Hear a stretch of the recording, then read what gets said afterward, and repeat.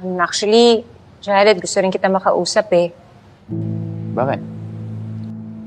Eh, gusto ko mag-sorry sa'yo tungkol dun sa listahan.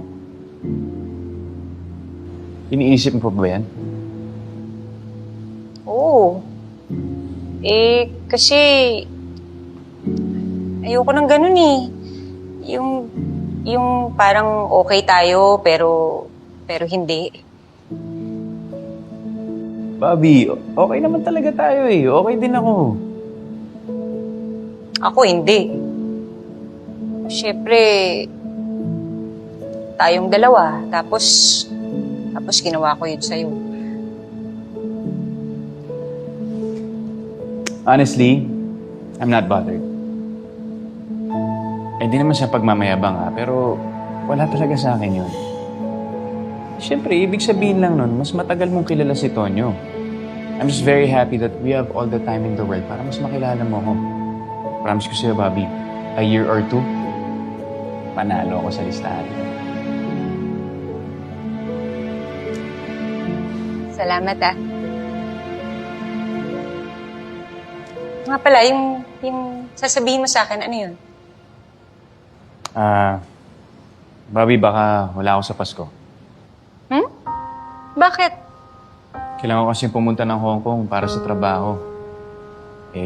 Pasko ko lang kasi pwedeng gawin to. Paano yung kliyente ko?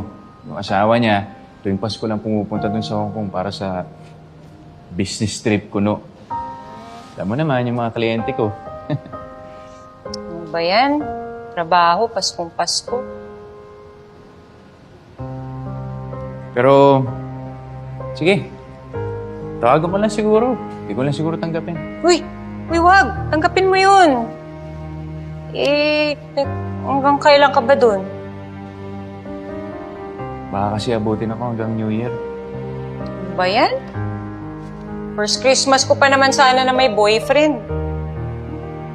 Uy, mamimiss mo ako. Malamang. Pero, naiintindihan ko naman. Kasi di ba ako, nung kailangan ako magtrabaho, naiintindihan mo naman. Basta uwi ka agad, ah.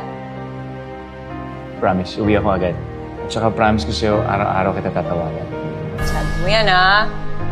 Okay, Ingat ka dito, ha? ingat ka rin. Una na rin ako, Sige, ha? ingat ka, ha?